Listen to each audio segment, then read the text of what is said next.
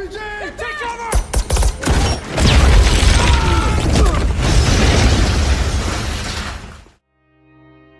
semua, Assalamualaikum.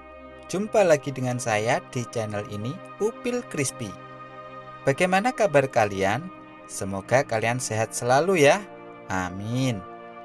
Video kali ini akan menceritakan kembali film yang berjudul Without Remorse. Sebuah film tentang balas dendam seorang pasukan khusus tentara Amerika yang harus kehilangan istri dan anaknya akibat konspirasi antar negara, yaitu Amerika melawan Rusia. Bagaimana keseruannya? Yuk langsung saja seruput.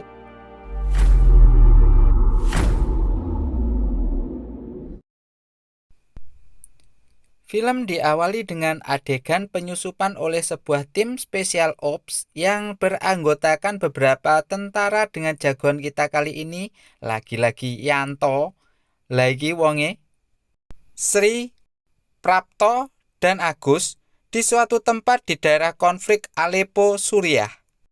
Tim terus bergerak menuju titik pertemuan dengan tim lain hingga bertemulah tim Yanto dengan tim lainnya yang dipimpin oleh Suwardi, Laiki Wonge, yang kemudian mereka langsung mengatur rencana dan taktik tentang misi yang akan dijalankan, yaitu misi penjemputan seorang mata-mata CIA yang disandra oleh tentara Suriah. Selesai mengatur rencana, bergeraklah tim gabungan tadi untuk segera menyelesaikan misi penyelamatan anggota CIA tersebut.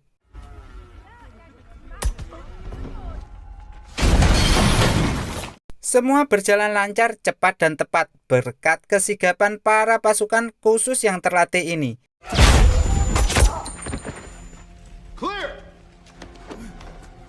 Tapi di sela-sela misi, Yanto seperti mencium ada yang tidak beres dan segera menanyakan hal itu pada Suwardi.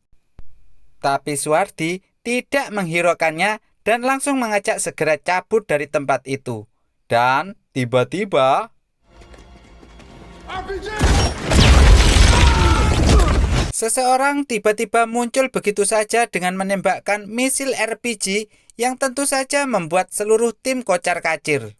Beruntung, semua tim dalam keadaan selamat dan langsung melawan balik musuh yang datang, sehingga terjadilah baku tembak yang pastinya dimenangkan oleh Yanto dan kawan-kawan.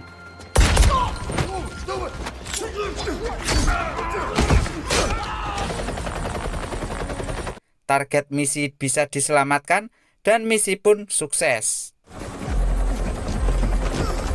Tapi saat mereka sudah berada dalam helikopter dalam perjalanan pulang, Yanto masih mencurigai sesuatu dan merasa Suwardi menyembunyikan fakta tentang agen mata-mata CIA yang mereka selamatkan itu.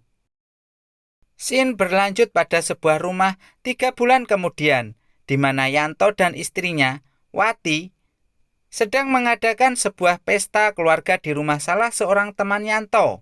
Dan dapat kita lihat di sini, Wati sedang hamil tua yang sebentar lagi akan melahirkan. Tentunya, Yanto sedang dalam keadaan bahagia dunia akhirat karena sebentar lagi akan menjadi seorang ayah. Sementara itu, di rumah Prapto, diperlihatkan Prapto sedang bercengkerama dengan anak-anak dan istrinya. Prapto ini adalah salah seorang anggota pasukan khusus yang terlibat dalam misi di awal film tadi. Masih ingat kan? Lalu terdengar istri Prapto memintanya untuk membuang sampah di depan rumah. Di saat Prapto sedang membuang sampah, adalah tiba-tiba sebuah mobil van tak dikenal meluncur menabrak Prapto tanpa ampun, yang membuat Prapto terkapar tak bernyawa saat itu juga. Kasihan si Prapto.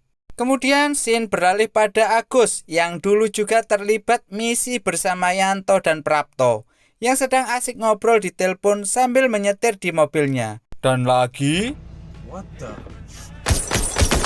seorang tak dikenal tiba-tiba turun dari sebuah mobil van dan berdiri tepat di depan mobil Agus, lalu memberondongkan senjata membabi buta sehingga matilah si Agus menyusul temannya si Prapto tadi.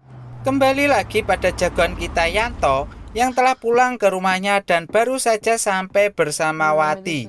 Lalu mereka masuk rumah dan ngobrol-ngobrol mesra yang menunjukkan betapa bahagianya mereka hidup sebagai sepasang suami istri. Setelah itu, Yanto pamit pergi ke ruang bawah untuk bersantai sebentar sambil mendengarkan musik sementara Wati akan tidur duluan. I love you too. Goodbye. Di saat Yanto asik menikmati musik sambil ngemil kacang Garuda, tiba-tiba beberapa sosok manusia datang menyusup masuk ke dalam rumah Yanto setelah mereka memadamkan listrik di rumah tersebut. Begitu asiknya Yanto dengan musik dan kacang Garudanya, hingga ia belum juga menyadari adanya bahaya yang sedang mengancam keselamatan istri, anak, dan Yanto sendiri. Dan saat Yanto mulai menyadari datangnya bahaya, sosok orang tak dikenal tadi sudah mulai masuk menuju kamar di mana Wati sedang tidur. Yanto segera mengambil senjatanya dan bergegas. Tapi sepertinya Yanto sudah terlambat karena dua sosok penjahat tadi sudah menghujani Wati dengan beberapa tembakan. Dan Wati pun meninggal seketika. Dan anehnya setelah itu, salah satu dari penembak Wati tadi justru menembak temannya sendiri di tempat itu. Sementara Yanto masih mengendap-endap di dalam rumahnya yang gelap dan berhasil melumpuhkan salah satu dari penyusup tadi. Kemudian dilanjut Baiwan saling tembak melawan penyusup terakhir. Yanto terluka parah dan sepertinya akan pingsan. Tapi sebelum itu, Yanto sempat melihat wajah dari pelaku, penyusup dan pembunuh istrinya. Singkat cerita, setelah Yanto pingsan, Yanto sudah berada dalam perjalanan menuju ruang operasi dalam keadaan luka parah dan membuat Yanto mengalami kritis dan tidak sadarkan diri dalam beberapa waktu. Scene berlanjut pada sebuah ruang operator di markas CIA dan di situ ada Suwardi yang sedang memberikan laporan tentang kejadian-kejadian sebelumnya yang membuat Prapto dan Agus meninggoy, juga Yanto yang sedang kritis. Lagi-lagi, Suwardi mengeluarkan beberapa pernyataan yang membuat Sri, teman anggota pasukan khusus dalam misi tadi, gusar dan marah. Karena Sri menganggap Suwardi selalu bikin masalah dan menganggap ini semua bukan suatu hal yang serius. Selanjutnya, Sri menemui Yanto yang sudah tersadar dari kritisnya dan memberitahukan pada Yanto tentang kabar keadaan Wati dan anaknya yang sudah meninggoy. Jelas, kabar ini membuat Yanto sedih tiada tara. Kasihan Yanto. Kemudian, di dalam kantor Sri, di saat Sri sedang memikirkan masalah Yanto, datang Pak Sekretaris Negara, laiki bedengesnya. Sebut saja namanya Jailani, yang mengundang Sri untuk ikut pertemuan khusus dengan agen CIA yang tak lain dan tak bukan adalah Suwardi untuk membahas lebih dalam berkaitan dengan kasus ini.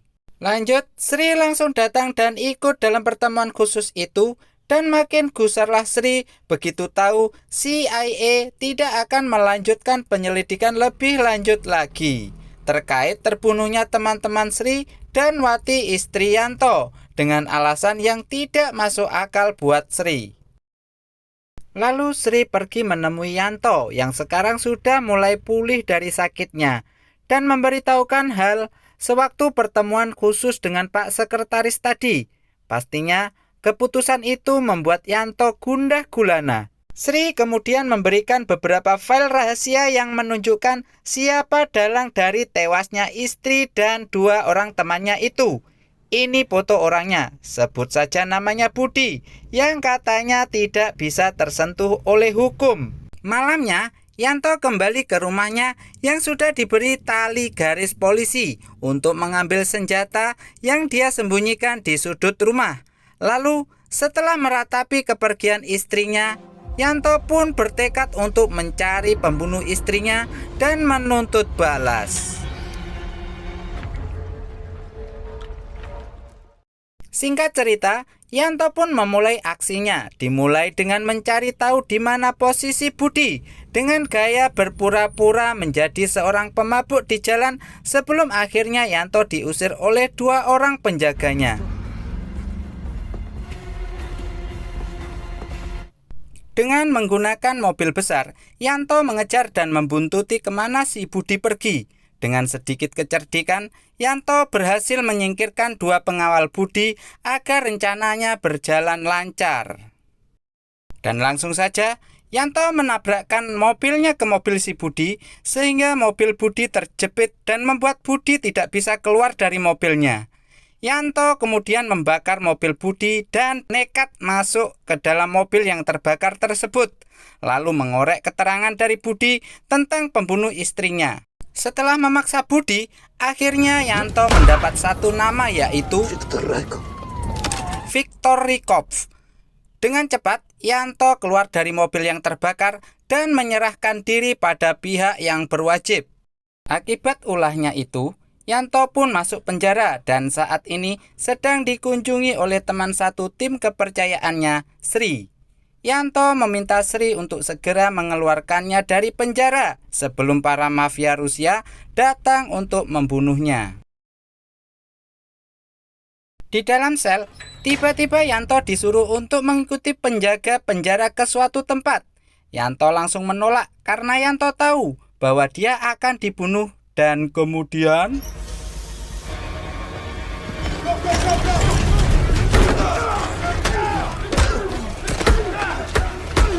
tak lama kemudian, datanglah sekelompok orang suruhan Sri datang untuk menjemput Yanto keluar dari penjara itu dan langsung membawa Yanto pergi ke dalam sebuah markas CIA. Sesampainya di markas, bertemulah Yanto dengan Pak Sekretaris Jailani untuk memberitahukan satu nama, yaitu Viktor Rykov. Viktor Rykov. Yang sudah dia peroleh dari mulut almarhum Budi, yang membuat semua orang yang ada di situ kaget. Jailani langsung memerintahkan untuk melakukan misi pencarian Viktor dan membawanya ke Amerika untuk diadili. Setelah persiapan selesai, Yanto dan beberapa teman timnya, termasuk Sri, langsung berangkat ke Rusia dengan menggunakan pesawat jet rahasia. Setelah beberapa saat lamanya, tibalah saatnya turun dari pesawat. Mereka pun bersiap-siap untuk terjun. Tapi tiba-tiba ladalah. Ternyata Angkatan Udara Rusia mengetahui keberadaan mereka yang tanpa banyak nyocot langsung menembak pesawat mereka dan pesawat yang dinaiki Yanto dan kawan-kawan terjatuh masuk ke dalam laut dan tenggelam. Untungnya, Yanto dan kawan-kawan bisa selamat dan langsung tancap gas menuju titik yang sudah direncanakan, yaitu sebuah gudang kosong untuk persinggahan dan mengatur rencana selanjutnya. Sementara itu, tak jauh dari tempat Yanto, Suwardi dan timnya sedang berada di sebuah tempat rahasia lain sambil menyimak berita tentang jatuhnya pesawat yang ditumpangi oleh Yanto dan kawan-kawan di televisi. Tiba-tiba, Yanto dan kawan-kawan masuk sambil menodongkan senjata kepada Suwardi beserta anak buahnya. Suwardi terkejut melihat Yanto dan kawan-kawan masih hidup dan bertanya apa yang sebenarnya sudah terjadi, mengingat pesawat yang ditumpangi Yanto dan kawan-kawan sudah hancur ditembak oleh pesawat Rusia. Yanto, yang sedari dulu sudah curiga dan jengkel kepada Suwardi, langsung memaksa Suwardi untuk mengatakan yang sebenarnya. Akhirnya Suwardi pun mengakui bahwa selama ini dia hanya menjalankan perintah dari Pak Sekretaris Jailani tanpa tahu apa-apa. Dan Suwardi mengatakan bahwa dia bukanlah orang yang jahat. Tanpa berlama-lama, tim gabungan ini, tim Yanto dan tim Suwardi langsung cus berangkat untuk menjalankan misi, yaitu mencari, menemukan, dan menangkap Viktor Rykov. Lalu sampailah mereka ke sebuah lokasi yang mana di situ sudah ada beberapa orang anggota CIA lain yang sedang melakukan pengintaian terhadap Viktor Rykov. Ini bedengesnya. Singkat cerita, malamnya Yanto dan kawan-kawan mulai beraksi untuk menjalankan misi penangkapan. Yanto dan kawan-kawan menyusup masuk ke dalam gedung di mana Viktor berada. Mereka terus bergerak naik hingga tiba-tiba entah apa yang ada dalam pikirannya. Yanto bergerak memisahkan diri dari tim dan terus maju sendirian untuk menemukan Viktor. Setelah beberapa saat, bertemulah Yanto dengan bedengis Victor ini yang secara tak terduga sudah melengkapi dirinya dengan rompi bom bunuh diri dengan remote di tangan, siap untuk diledakkan. Victor sebenarnya sudah tahu akan kedatangan Yanto dan kawan-kawan dan mengatakan bahwa dirinya dan Yanto hanyalah pion alias tumbal dari permainan konspirasi yang menginginkan Amerika dan Rusia berperang. Dan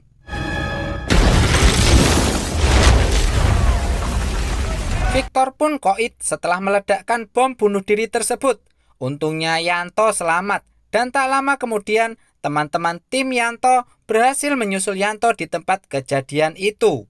Belum juga Yanto dan kawan-kawan bernapas lega, tiba-tiba mereka diserang oleh sniper yang berhasil melukai seorang anggota tim dan itu diperparah dengan datangnya polisi-polisi yang mengepung tempat itu. Setelah pertempuran yang sengit, akhirnya Yanto dan kawan-kawan berhasil keluar dari TKP dengan cara Yanto mengalihkan perhatian musuh sementara Sri dan kawan-kawan kabur duluan.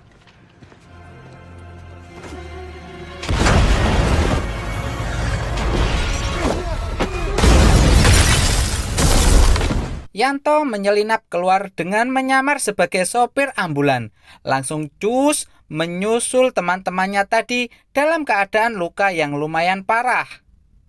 Lalu, saat itu juga, Yanto dan kawan-kawan lanjut kabur dengan menggunakan kapal keluar dari negara Rusia dan berencana untuk menemukan siapa dalang konspirasi besar ini. Scene berlanjut pada Pak Sekretaris Jailani yang sedang menikmati makan malam di restoran sambil menyimak berita di televisi. Selesai makan, Pak Jailani kebelet pipis dan langsung OTW ke toilet. Di saat itulah, tak disangka oleh Pak Jailani, muncullah Yanto yang selama ini sudah disangka mati oleh Pak Jailani.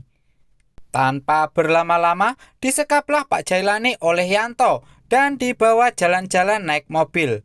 Di dalam mobil, akhirnya Pak Jailani mengakui semuanya dan memang dialah dalang dari konspirasi ini yang telah menewaskan istri Yanto. Tapi tiba-tiba tanpa diduga, Yanto menceburkan mobil yang mereka tumpangi masuk ke dalam sungai sehingga menyebabkan koitnya Pak Sekretaris Jailani. Scene berlanjut pada acara pemakaman yang jika dilihat di situ tertulis nama Yanto dan istrinya yang membuktikan bahwa Yanto juga sudah meninggoy. Ternyata Yanto masih dalam keadaan sehat walafiat, segar tak kurang suatu apapun juga. Dan di akhir film terlihat Suwardi yang menyerahkan bukti rekaman percakapan antara Pak Sekretaris dengan Yanto. Dengan begini, terbongkarlah konspirasi jahat yang selama ini didalangi oleh Sekretaris Jailani. The end. Bagaimana teman-teman? Pesan apa yang bisa kalian petik dari film ini?